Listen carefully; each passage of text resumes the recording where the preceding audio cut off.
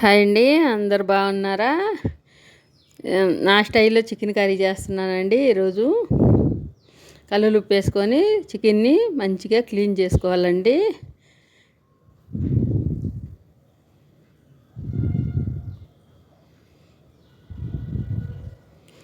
ఇట్లా నీట్గా 2-3 సార్లు క్లీన్ చేసుకోవాలి. చికెన్ అనేది చేసుకొని తర్వాత గిన్నెలో వేసేసుకోవాలి.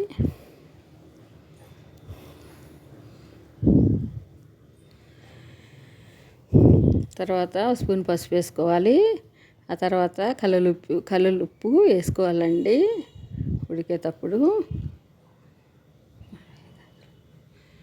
కల్లుప్పు వేసుకొని నీట్గా అట్లా అనుకొని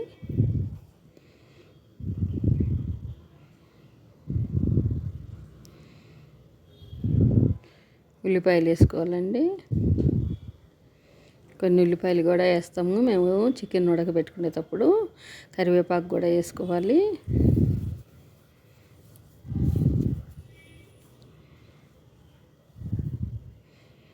కరివేపాకు వేసుకున్న తర్వాత స్టవ్ మీద పెట్టుకొని మూత పెట్టుకొని అన్ని ఆవిరితో వాటర్ అంతా పోయే వరకు ఉడకబెట్టుకోవాలండి చికెన్ని.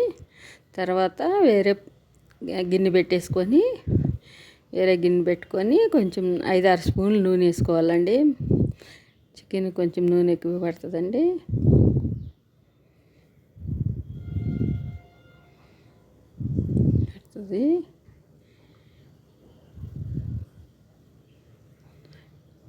చెక్క, మొగ్గ, లవంగ,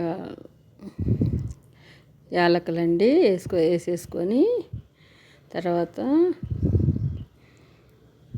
ఉల్లిగడ్డలు వేసుకోవాలి. ఉల్లిగడ్డలు వేసుకున్న తర్వాత రెడ్ కలర్ వచ్చే వరకు వేపుకోవాలండి ఉల్లిగడ్డని.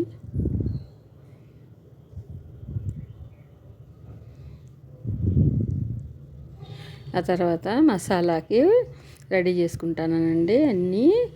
కొంచెం ధనియాలు 2-3 స్పూన్లు ఉంటాయండి. తర్వాత వెల్లుల్లిపాయలు, ఆ తర్వాత గసగసాలు, చెక్క, మొగ్గ, యాలకులండి వేసేసుకొని కొబ్బరి కూడా వేసుకుంటామండి మేము. కొంచెం గుజ్జు వచ్చేదానికి కొబ్బరి కూడా వేసుకుంటాం.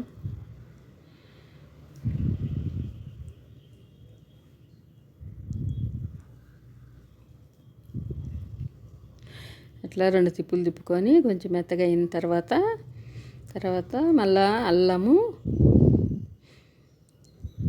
వేసుకున్న తర్వాత కొత్తిమీర వేసుకుంటామండి. తర్వాత టమాటాలు వేసుకుంటామండి. చిన్నవి 2 టమాటాలు వేసుకొని 4 పచ్చిమిరపకాయలు వేసేసుకొని మిక్సీ వేసుకుంటామండి. టమాటాలు అన్నీ వేసేసుకొని మిక్సీ వేసేసుకుంటామండి. మెత్తగా అయ్యేదాకా రుబ్బుకుంటాము.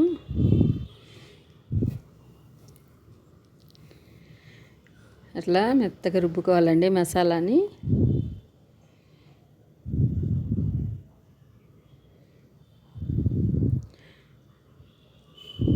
రుబ్బుకున్న మసాలాన్ని ఉల్లిపాయ వేగిన తర్వాత ఇది బాగా వేసుకొని మళ్ళా వేపుకోవాలండి.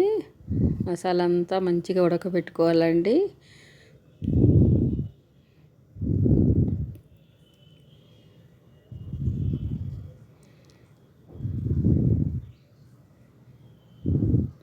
బాగా ఉడకాలండి మసాలా. దగ్గర అయ్యే వరకు మసాలాని బాగా వేపుకోవాలండి. ఉల్లిగడ్డ మసాలా 2 కలిపి మంచిగా ఎర్రగా వేపుకొని తర్వాత 3 స్పూన్లు కారం వేసుకోవాలండి.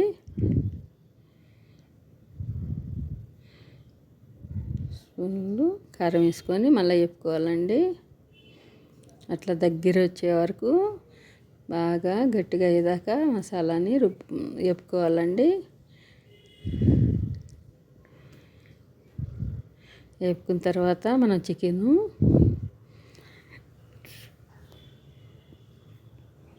ఉడకబెట్టుకొని ఉంటాం కదండి పక్కన, అది ఎత్తిపోసుకోవాలండి. దాన్ని చికెన్ పోసుకున్న తర్వాత మంచిగా కలబెట్టుకోవాలి.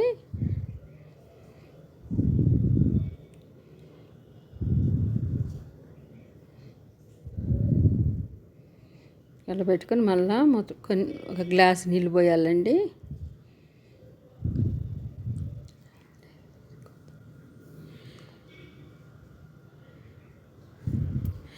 మూత పెట్టేసేయాలి. మూత పెట్టిన తర్వాత మళ్ళీ తీసి మళ్ళీ ఒకసారి కలబెట్టాలండి చికెన్ని. కలబెట్టిన తర్వాత మళ్ళీ ఒక స్పూను వేయాలండి. ఒక స్పూను ధనియాల పొడి వేస్తామండి. తర్వాత కొత్తిమీర వేసుకుంటాను. కొత్తిమీర వేసుకొని మంచిగా కలపెట్టుకోవాలండి. మళ్ళా